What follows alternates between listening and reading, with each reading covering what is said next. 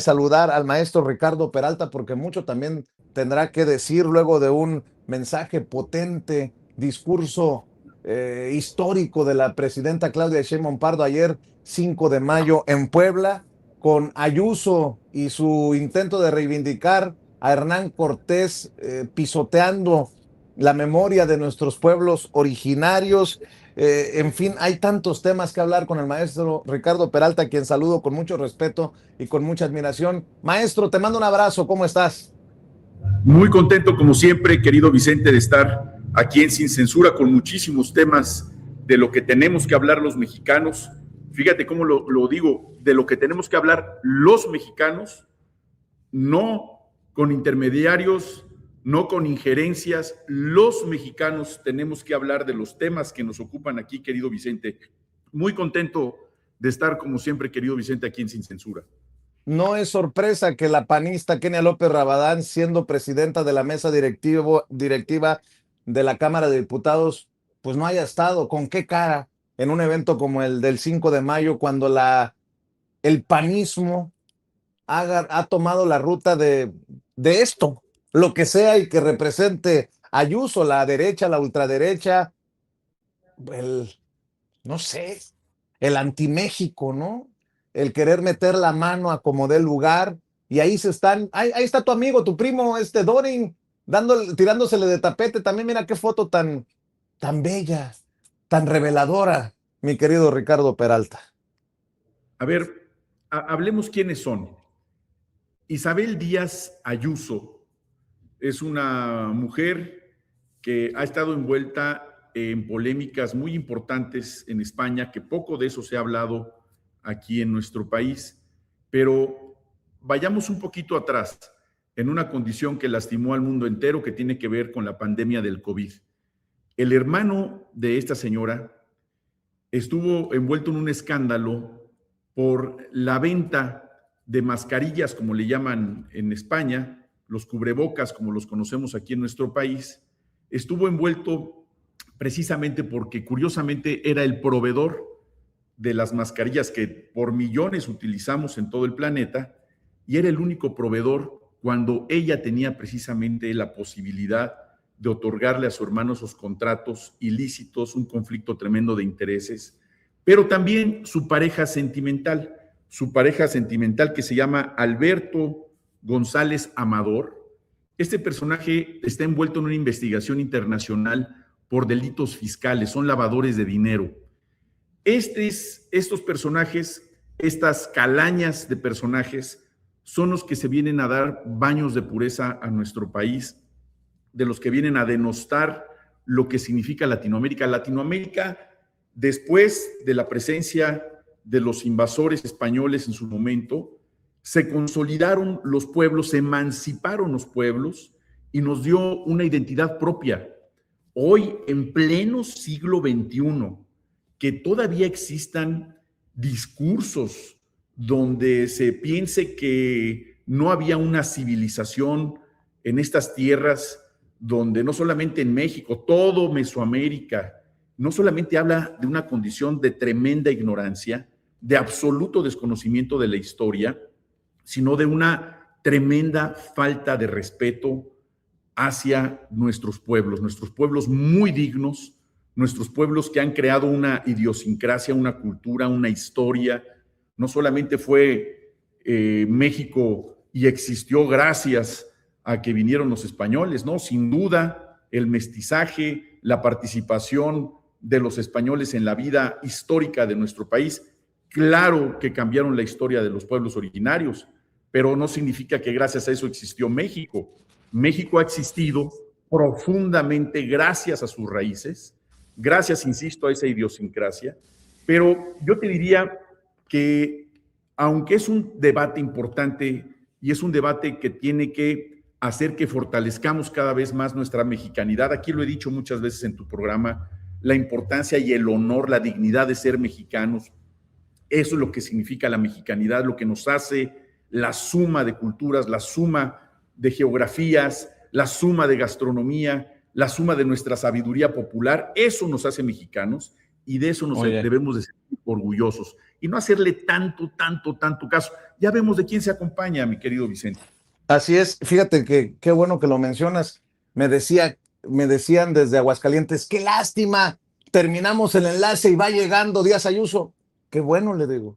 No le vamos a dar espacio más que lo que amerite a estas voces de la ultraderecha para que vayan a menospreciar o sigan menospreciando a nuestros pueblos originarios. Yo nada más lo que sea necesario exclusivamente para probar un punto mejor, le damos espacio a la gente que se manifiesta afuera.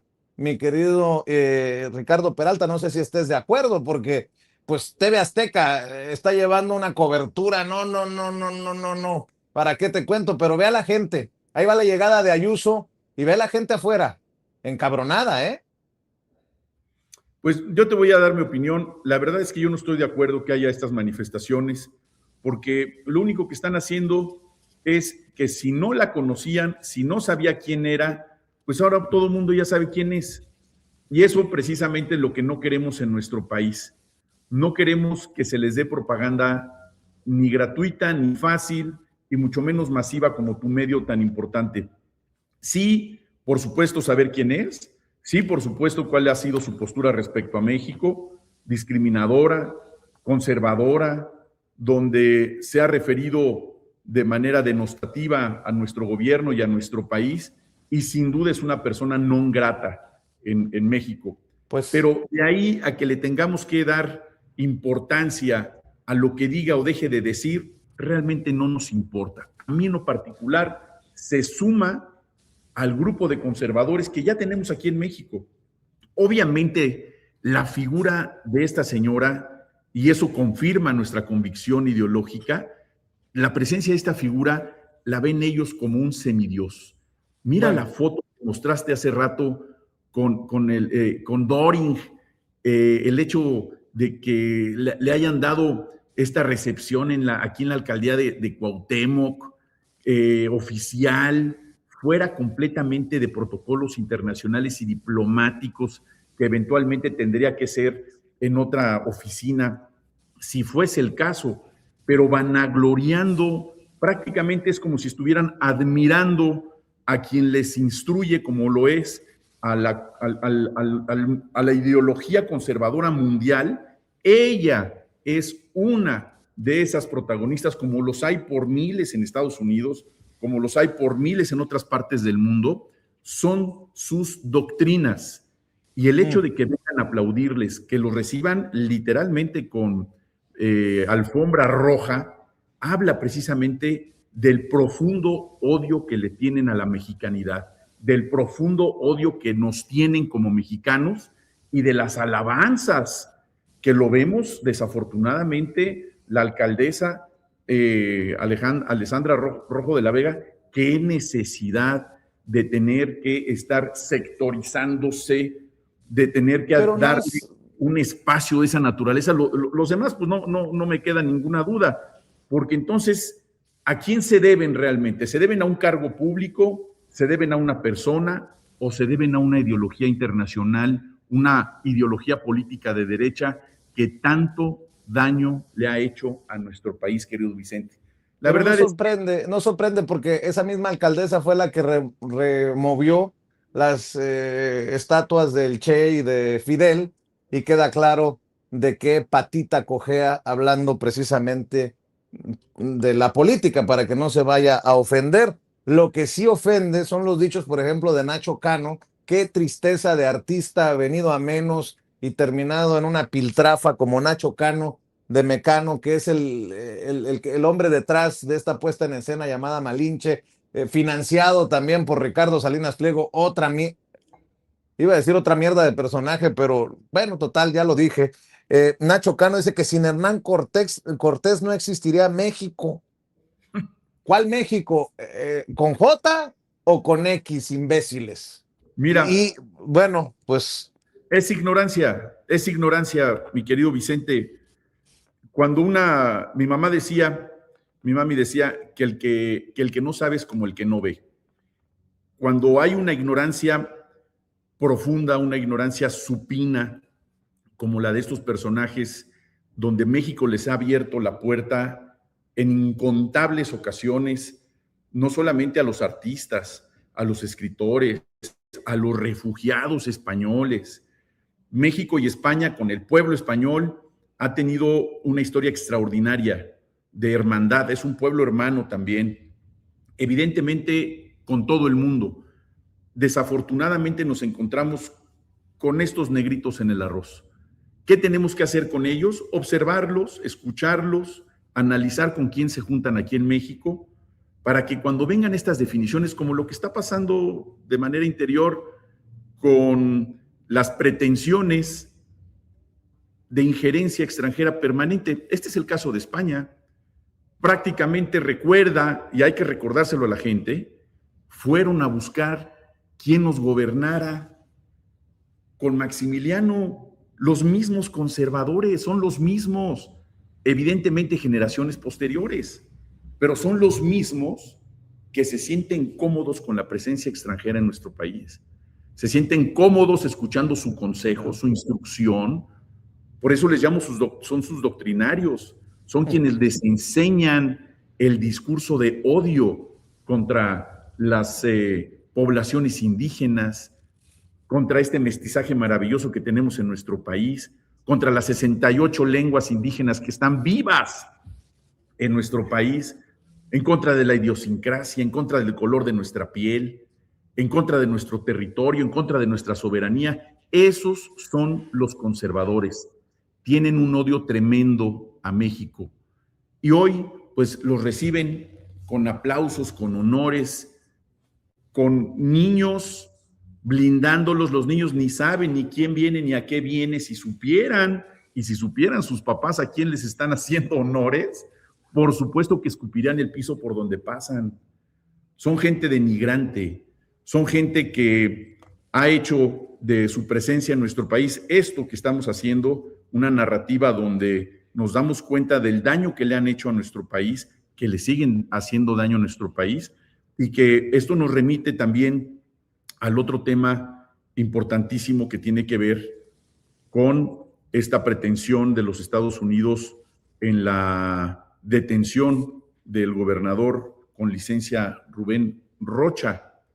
Antes de que entremos ahí, si me permites decirlo, mi querido Ricardo Peralta, ojo, que hay pendejos por todos lados. Bueno, hay ignorantes y hay pendejos.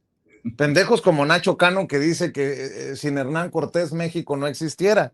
Pero también están en Estados Unidos, nada más para que le vayamos midiendo el agua a los camotes. La representante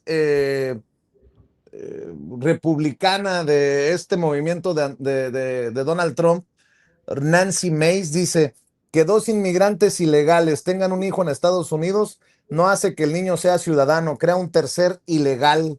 Es hora de cerrar esa laguna legal para que vean que están por todos lados estos personajes. Mientras unos minimizan, subestiman a nuestros pueblos originarios desde España, voces españolas, en Estados Unidos hay quienes no quieren reconocer que estuvimos, estamos y seguiremos estando con o sin papeles. Y nada más quería sacarlo de mi ronco pecho, maestro Ricardo Peralta. Y ahora sí, dices, no hay que darle vuelo a estos. Pues está bien, hablemos entonces de lo que le duele a la derecha en México. El caso Maru Campos, que quieren tapar con el caso Rubén Rocha Moya. El caso Rubén Rocha Moya, ponerlo en su justa dimensión. Ayúdanos, mi querido Ricardo. Bueno, ahora sí que como tú dices, espérame tantito. Ahora me quiero regresar un poquito a este tuit que subes de esta señora.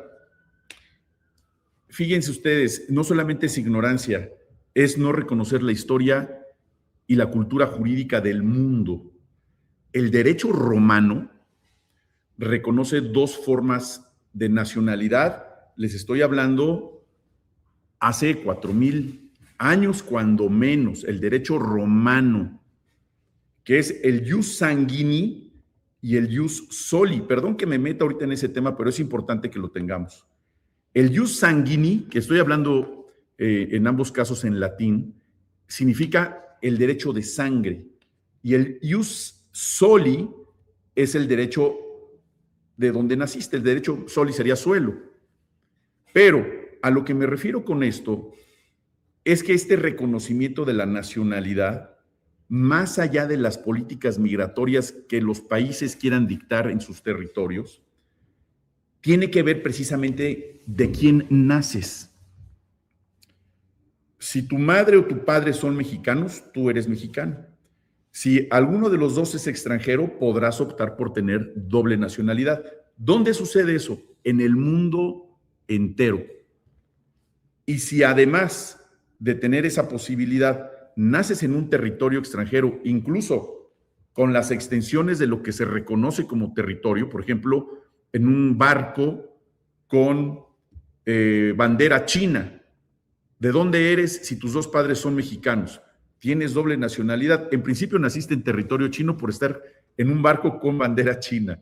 Y si tus padres, pensemos, uno es malayo, o sea, de Malasia, y tu madre es mexicana, pues tendrás 3 nacionalidades, por tu padre, por tu madre y donde naciste, ius sanguini y ius soli. Esta pretensión de eliminar de la enmienda de la Constitución de los Estados Unidos el reconocimiento a la nacionalidad, precisamente por el nacimiento, tiene que ver con otro hecho histórico en los Estados Unidos que tiene que ver con la abolición de la esclavitud.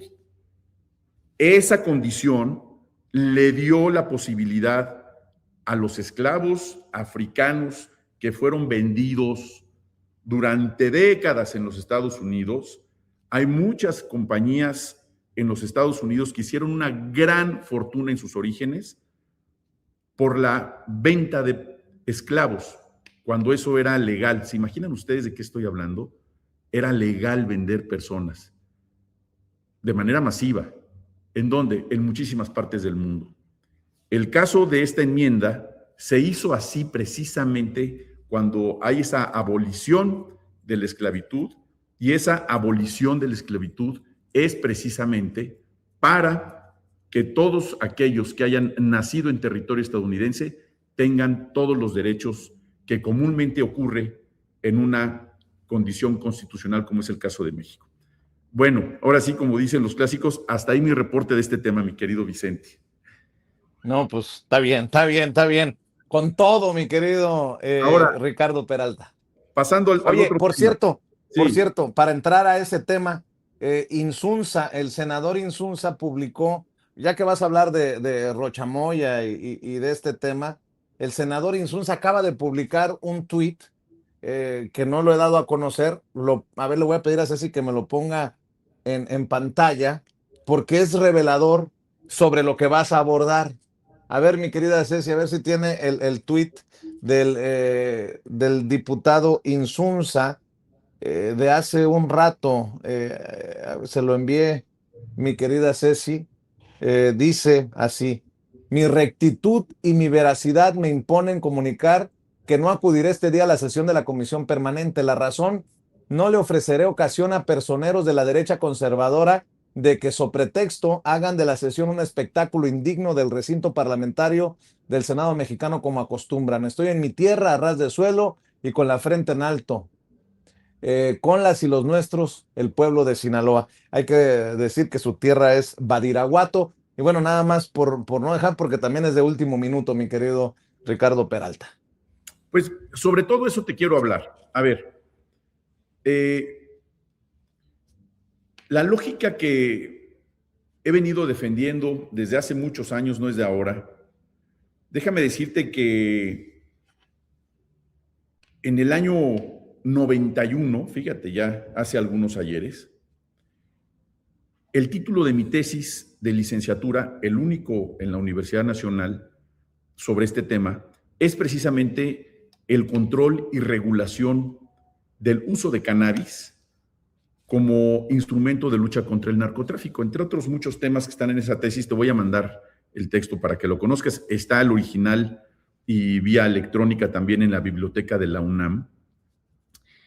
Tiene que ver con uno de los capítulos, tiene que ver con la estigmatización social. De ahí quiero partir. Espero no prolongar mucho mi participación. Cuando ahora lo dices, es nacido en Badiraguato. Badiraguato es un municipio, como muchos otros de Sinaloa, donde a principios del siglo pasado se comenzó la siembra de marihuana, de amapola, como en muchísimas partes del país, cuando todavía no era un cultivo ilícito. De esas tierras, precisamente porque esa zona del país tiene un clima extraordinario, por eso es el granero del país, donde se dan prácticamente cualquier tipo de cultivos, los agrestes y también los lícitos y los ilícitos, sin duda. Esa condición le permitió para convertirse en uno de los principales productores de materia prima para la elaboración, entre otras sustancias, de opiáceos naturales de la propia amapola. Y esos fueron utilizados por los propios Estados Unidos en sus distintos conflictos bélicos que han participado para la fabricación de narcóticos que sirvieron eventualmente para sanar o por lo menos para evitar los dolores de todos sus soldados que fueron enviados, insisto, en distintas misiones. Con el tiempo y después de la ley seca del 37, cuando la guerra con las mafias en los Estados Unidos y que prohibieron la venta y la manufactura de whisky, poco tiempo después también decidieron no solamente eliminar la ley seca, por ello en cualquier esquina puedes comprar alcohol de cualquier denominación, porque era una necedad por la prohibición del uso de alcohol y mejor lo regularon, pero tuvieron la mala idea, porque eso tiene otro origen, de sancionar a aquellos países que tenían esta producción de enervantes, de narcóticos, entre ellos México y muchísimos otros países de Centro y Sudamérica. Esta es una larga historia, pero estoy hablando de Badiraguato. Badiraguato, este municipio donde nace también Rubén Rocha. Rubén Rocha, que por cierto es un hombre que ha escrito 9 libros, es un hombre que creció en la academia, que se hizo rector de la Universidad Autónoma de Sinaloa, que desde muy joven comenzó en la lucha de izquierda en su estado, que intentó ser varias veces gobernador, 2 veces si no mal recuerdo.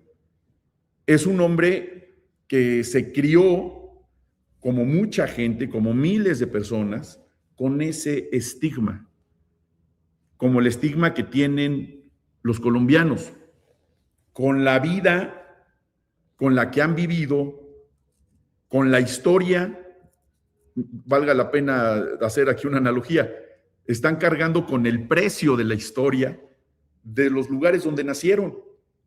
No necesariamente toda la gente que nace en Colombia, ahí tenemos a Gabriel García Márquez, porque es colombiano, tendría que tener algo que ver con el narcotráfico, pues claro que no. Y millones de colombianos tienen algo que ver con el narcotráfico, claro que no. Miles de sinaloenses tienen algo que ver con el narcotráfico, pues claro que no. Simplemente nacieron en Sinaloa. Y estar pensando en esa estigmatización y no darles un trato digno a los sinaloenses por los errores que hayan cometido algunas personas contadas con los dedos quizá, que en efecto no de ahora, de hace 70, 80 años, han hecho de su vida una actividad ilícita. Así como hay un mundo de la licitud, donde algunos somos académicos, donde ejercemos nuestra profesión, trabajamos en el servicio público, hay quienes no, hay quienes viven en el mundo de la ilicitud. Y todo lo que estoy diciendo y quienes nos ven en Sin Censura, no solamente están de acuerdo conmigo. Esa parte de la estigmatización tenía que venir ahora adosada, es decir, con un extra de una denostación. Ahora ya no son narcotraficantes a secas, ahora son narcoterroristas. O sea, tenían que sumarle esa otra descripción para hacer de esa narrativa que también está diseñada, fabricada desde la derecha internacional. Hay que meterse a investigar. Los únicos casos de narcoterrorismo registrados en la historia del mundo son los que sucedieron en Colombia, en aquel bombazo que mató a 107 personas, el bombazo de Avianca, que lo hizo Pablo Escobar Gaviria, queriendo asesinar a un presidente.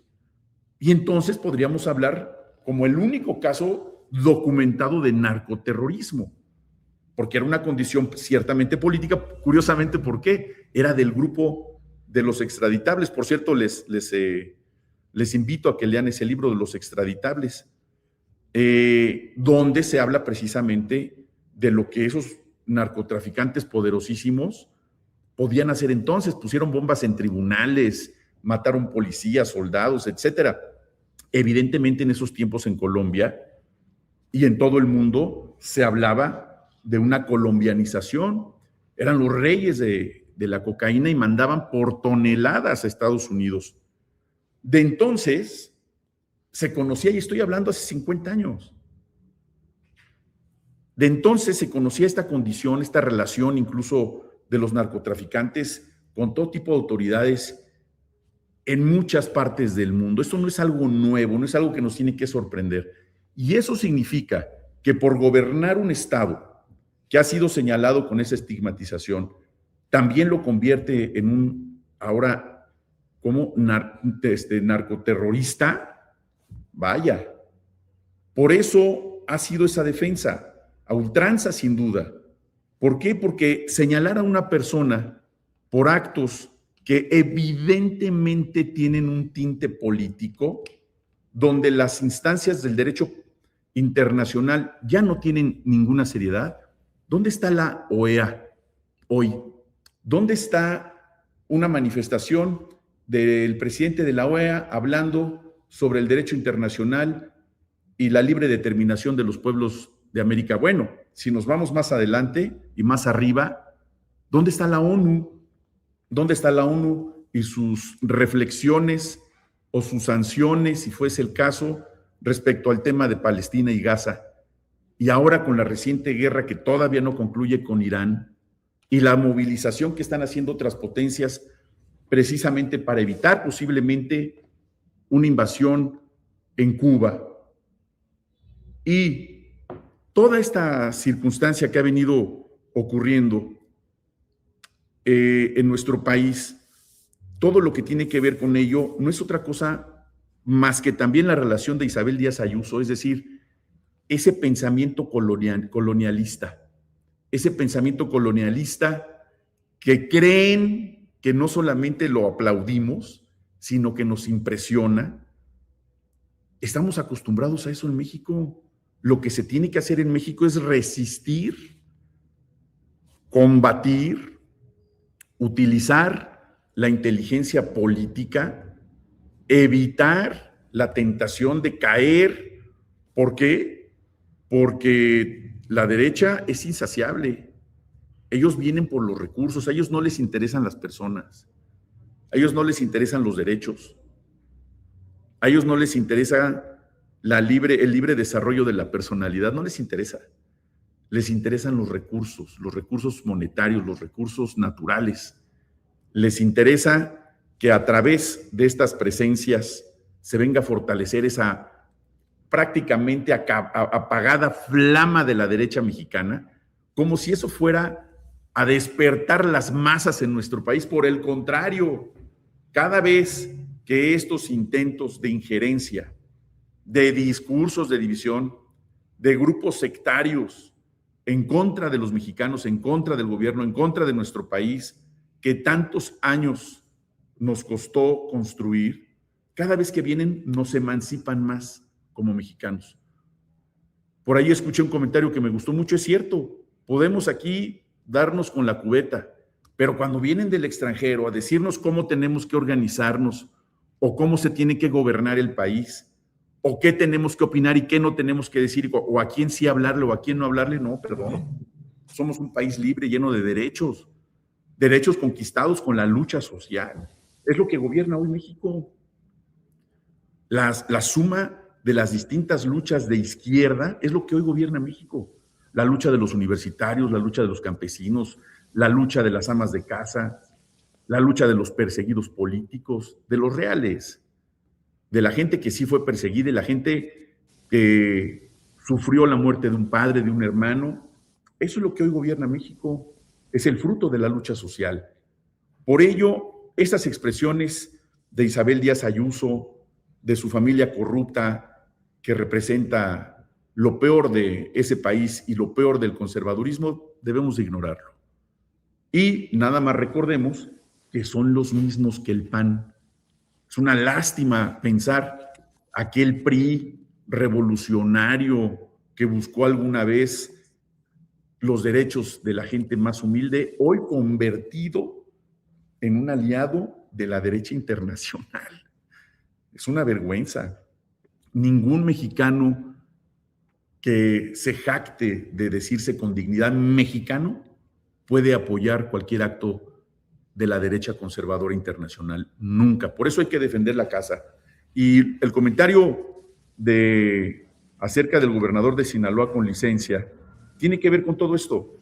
No es simplemente una defensa, sino que se investigue quién es la persona, claro, que se sepa cuáles son sus trayectorias de vida, cómo vive, de qué vive.